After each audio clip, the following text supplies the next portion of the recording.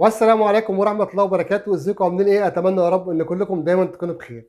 مبدئيا بقدم اعتذاري عن عدم التزام الفترة الأخيرة في تنزيل الفيديوهات، وبصراحة لأني كنت مشغول مع بنتي في تأسيس منزل الزوجية الخاص بيه.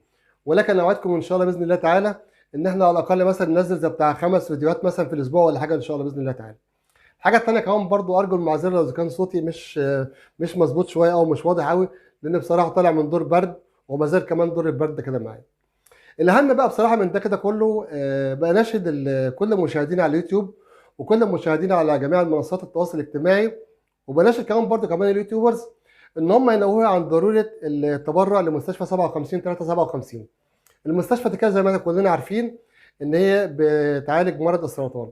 مرض السرطان اصلا كمان مرض التكلفه بتاعه العلاج بتاعته اصلا مش رخيصه، التكلفه بتاعته غاليه. وللاسف الشديد مستشفى 57 اعلنت من 48 ساعه تقريبا عدم تلقي او عدم استقبال اي حالات نظرا لعدم وجود سيوله ماديه. فارجو التبرع ب 57 357. وهو الموضوع اصلا كده ممكن اصلا وانت قاعد في البيت او ممكن اصلا وانت ماشي في الشارع بتحط الرقم 57 357 على الموبايل وبتتصل بيه. تكلفه المكالمه اصلا كده 5 جنيه. 5 جنيه اصلا مش حاجه ان شاء الله باذن الله تعالى معانا كلنا، مش هتاثر معانا ان شاء الله، ولكن هتاثر مع المرضى، وخصوصا ان هم كمان معظم المصابين بهذه الحاله بصراحه بالسرطان الحاله الماديه بتاعتهم مش قوي. واحنا بصراحه اصلا كمان كمصريين بنحب ان احنا نكون جنب بعض، ودي حاجه بايننا ان شاء الله باذن الله تعالى وهتبقى في ميزان حسناتنا. فارجو اليوتيوبرز وارجو كل المشاهدين ان شاء الله باذن الله تعالى ان هم يتبرعوا للمستشفى 57 357. ما اخبيش عليكم كمان الفتره الاخيره ان انا كنت بعيد شويه عن اليوتيوب. بصراحه شفت حاجات كده تخاطيف كده، بفتح كده اليوتيوب مثلا كده ولا حاجه، شفت بصراحه حاجات مش حلوه خالص.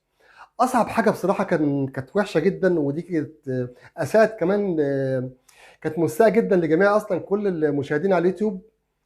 عامل النظافه بتاع كشري التحرير ده، يعني بصراحه منك لله يا مدير، انت بصراحه تعبتنا. يا عم كنت اكلته يا عم الكشري ده، ما كانش طبق كشري ولا علبه كشري، يا عم كنت اكلتها له. ده جلده تقيل، الولد ده جلده تقيل، يعني جلده تخين، افهموها انتوا بقى زي ما تفهموها. ده بيقولوا له حتى كمان المذيعين بيقولوا احنا خايفين نفتح الحنفيه بتاعت الميه تنزل لنا. يقول يعني ولد بسم الله ما شاء الله زي الفل. الحمد لله اصلا كمان اصلا كنت بقيت الفتره دي كده، برغم ان هو اصلا كده كان ممكن يطلب مثلا كده شغلانه نظيفه كده، شغلانه شريفه وينتظم ويبعد بقى عن الحاجات اللي هو بيعملها دي، وكل بقى من الهب بقى والدب بقى يجيبه، بتاع ملابس يجيبه وبتاع اكل يجيبه ومش عارف مين يجيبه، وعصام شعبان اصلا كمان اللي ملوش اصلا كمان طل اصلا كان برضه بيجيبه. سبحان الله سبحان الله. وده اصلا بقى مش تنمر ولا حاجه خالص، هو اصلا كان رايي فيه من الاول خالص ان هو ولد ما توقعنيش في غلط مع ربنا، ما توقعنيش في غلط ربنا. نخش في الموضوع على طول، نخش في الموضوع. نرجع بقى للموضوع بتاع الفيديو بتاع النهارده. الفيديو بتاع النهارده بصراحه هي قضيه هزت الراي العام المصري، وهو للسيده تدعي رانيا، وهي بتعمل بوظيفه مشرفه نظافه بمستشفى بور فؤاد بمدينه بورسعيد. الست دي كده ماتت غدرا على يد عشيق بنتها.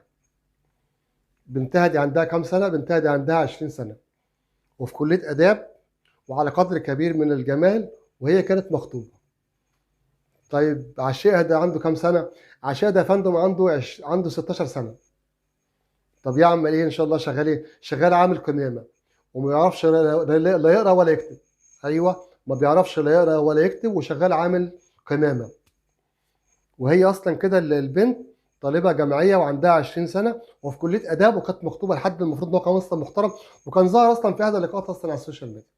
المهم الام دخلت عليهم ولقيت الولد دوت مع بنتها في وضع مخل بالاداب. طبعا هي كل اللي تملكه ان هي نهرته وان هي شتمته، والولد اصلا برده كمان حس ان الست دي كده هانت كرامته وان هي هانت رجولته. ازاي الكلام ده كده كله يحصل قدام عشيقته اللي هي بنتها؟ فجاب شاكوش وقتل الست دي. قتل الست دي كده على مسمع وعلى مرأى من بنتها. شايفين احنا عايشين في عصر عامل ازاي؟ شايفين احنا وصلنا لحد فين؟ مهم كمان اصلا برضه مع تعاقد النيابه اتضح ان البنت ديت والولد الصغير ده اللي هو لو كان خد قلمين اصلا كده كان رجع بطن امه تاني، يعني مش عارف اصلا ازاي. كانوا بيتعاطوا مع بعض المخدرات. للاسف ازيدك من الشعر بيت ان هي كمان فقدت عذريتها على يد الولد دوت. موضوع رخم، يعني موضوع اصلا كده تحس ان بس في حلقات مفقوده، يعني التحقيقات في الايام اللي جايه هي اللي ممكن تبين يعني. لما تقعد اصلا كده بينك وبين نفسك تستوعب الوضع ده كده كله، وان الست دي كده الكل بيشهد بيها بالسيره الطيبه والسيره الحسنه، وان البنت على قدر كبير من الجمال، وان البنت اصلا في كليه اداب، وكانت مخطوبه اصلا برضه كمان لحد محترم، وتربطها علاقه غير شرعيه طبعا خالص، مش هنقول اصلا علاقه عاطفيه، ما اعرفش اصلا كده ازاي، بس علاقه طبعا غير شرعيه مع عيل عنده 16 سنه بيتعاطوا مع بعض المخدرات، وفقدت عذريتها على يد الولد دوت. القضيه كانت كبيره بهذا الراي العام، ولسه في تساؤلات كمان، ولسه كمان على ما اعتقد كمان التحقيقات هتبين الفتره اللي جايه ايه اللي ورا الموضوع ده كده، وايه ابعاد الموضوع دوت، وايه الدوافع اللي ورا الجريمه دي كده كلها. في حاجه برضو كمان اصلا مخفيه في هذا الموضوع. جريمه ممكن تحصل في اي وضع وفي اي وقت مفيش مشكله، ولكن المشكله برضو كمان ان في حد بدا يتكلم بان البنت ديت ممكن تطلع براء. ازاي؟ بيقال ان هي اصلا ممكن تكون واقعه تحت ضغوط. نعم، ضغوط. ضغوط ايه؟ وضغوط ايه اللي يخلي بنت زي كده في المستوى الاجتماعي، في المستوى التعليمي، والمستوى كمان برضه كمان الاجتماعي، لما تكون مع دوت ان هي تقع تحت ضغوط. طب نفهم من كده ان هي البنت ديت ممكن تطلع براءه، وان تغسل ايديها من دم امها. ليه؟ لان الولد اصلا عنده 16 سنه، الولد اصلا كده هيتعامل معامله احداث، محاكمه احداث، محاكمه الحدث ده اصلا كمان مش جنائي. تقريبا على ما اعتقد الموضوع ممكن 7 8 سنين، يعني حاجه زي كده يعني. والبنت عشان واقعه تحت ضغوط وواقعه تحت قهر، وبيقال كمان ان هي كمان اصلا ممكن تكون اصلا برضه كمان جالها اصابه في الوقت ده كده، اصابه نفسيه، فممكن تطلع براءه. انتوا متخيلين دم الست يضيع هدر بسبب هذا الموضوع؟ المفروض اصلا كده يكون في تشريع على فكره الموضوع الطفل الحدث ده. القانون بتاع الحدث دوت كده، ده قانون اصلا عفى عليه الزمن، الحاجات اصلا من زمان. الطفل اصلا من اليومين دولت كده اهو ده بيقتل، يعني ممكن حد يسلط حد يمسك آلي ويموت حد، وفي الاخر اصلا ديته معروفه. ده حدث صغير هيروح مثلا لاحداث 3 4 سنين ولا حاجه خالص ويطلع. دم الست دي راح فين حته؟ مين المسؤول عن دم الست دي كده كلها؟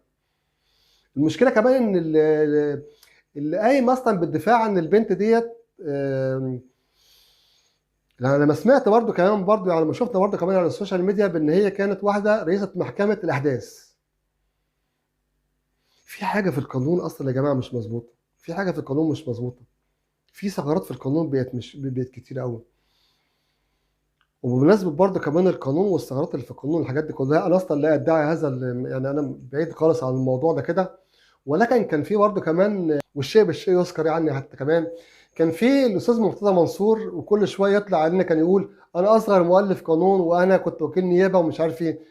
مؤلف قانون ايه؟ هو القانون اصلا بيتالف؟ هو القانون اغنيه مثلا كده؟ القانون ده مثلا كده مسلسل مثلا بيتقال ولا حاجه؟ انا مش فاهم اصلا برضه يعني ايه تاليف قانون يعني. ايه تطلع ايه اللي انت طلعت لنا اصلا بيه؟ يعني الحاجه الوحيده بس اللي انا كنت عارفها وكتير جدا من الشعب المصري عارفها، اللي هي كانت رحمت عليها السيده جيهان السادات، رحمه الله عليها، اللي هي كانت عدلت القانون بتاع الاحوال الشخصيه، وكانت عمل اللي هي كان بسبب موضوع الشقه من حق الزوجه. يعني هو ده كده بس اللي حصل، ودي اصلا كانت سيده كانت لا تعمل بالقضاء. انت بقى اللي كل شويه اصلا بتطلع لنا وتقول لنا انا اصلا اصغر مؤلف قانون. مؤلف قانون ايه؟ نسال الله العافيه والعافيه في الزمن اللي احنا بنعيشه ده كده.